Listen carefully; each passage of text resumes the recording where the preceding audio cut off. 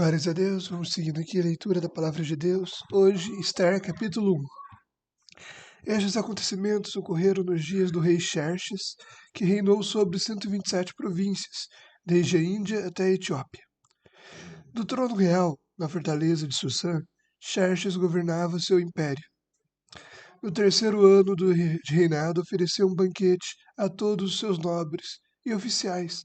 Convidou todos os oficiais militares da Pérsia e da Média, e os príncipes e nobres das províncias. A festa durou 180 dias e foi uma demonstração formidável da grande riqueza do império e da pompa e esplendor de Sua Majestade. Terminada a celebração, o rei ofereceu um banquete para todo o povo que estava na fortaleza de Sussã, desde os mais importantes até os mais humildes.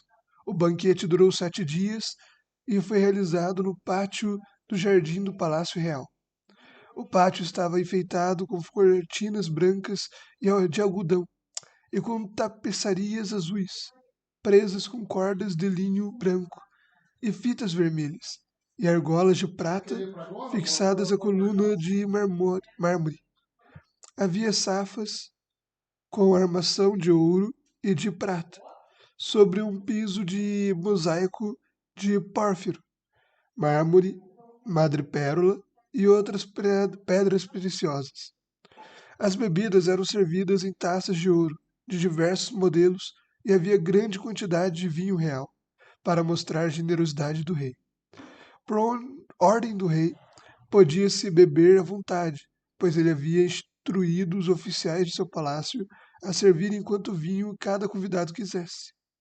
Na mesma ocasião, a rainha Vashti ofereceu um banquete para as mulheres no palácio do rei Xerxes. No 7º dia da festa, quando o rei Xerxes estava muito alegre por causa do vinho, ordenou aos 7 eunucos que o serviam, Meumã, Bista, Horbana, Bigta, Abagita, Zetar e Carcas, que lhe trouxeram a rainha Vashti, usando a coroa real. Ele queria que os nobres e os demais convidados contemplassem sua beleza, pois era uma mulher muito bonita. Mas quando transmitiram a ordem do rei à rainha Vashti, ela se recusou a ir. O rei ficou furioso e indignado. Então o rei consultou seus sábios, que entendiam das leis e dos costumes das persas, e às quais ele sempre pedia conselho. Seus nomes eram Cársena e Setar, Admata, Tarsis, Meres e Mercena e Memucan, 7 nobres da Pérsia e da Média. Tinham acesso direto ao rei e ocupavam os cargos mais altos do império. O que se deve fazer com a rainha? Vashti perguntou o rei.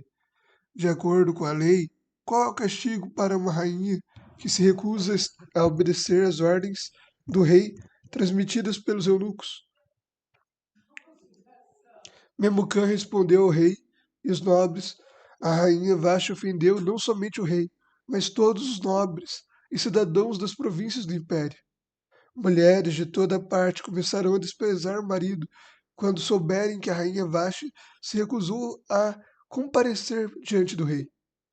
Antes de terminar este dia, as esposas dos nobres do rei em toda a Pérsia e a Média saberão o que a rainha fez e começarão a tratar o marido da mesma forma. Haverá grande desprezo e indignação sem fim. Portanto, se parecer bem ao rei, sugerimos que publique um decreto real, uma lei dos medos e dos persas, que não pode ser revogada.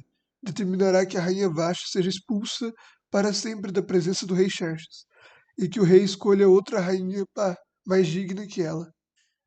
Quando o decreto for publicado em todo o vasto império do rei, maridos de toda parte, seja qual for a posição social, serão respeitados pelas esposas. O conselho pareceu razoável ao rei e aos seus nobres, e ele aceitou a proposta de Memucã. Enviou cartas a todas as partes do império, a cada província, em sua própria escrita e língua, proclamada que todo homem devia ser o chefe de sua própria casa e ter sempre a última palavra.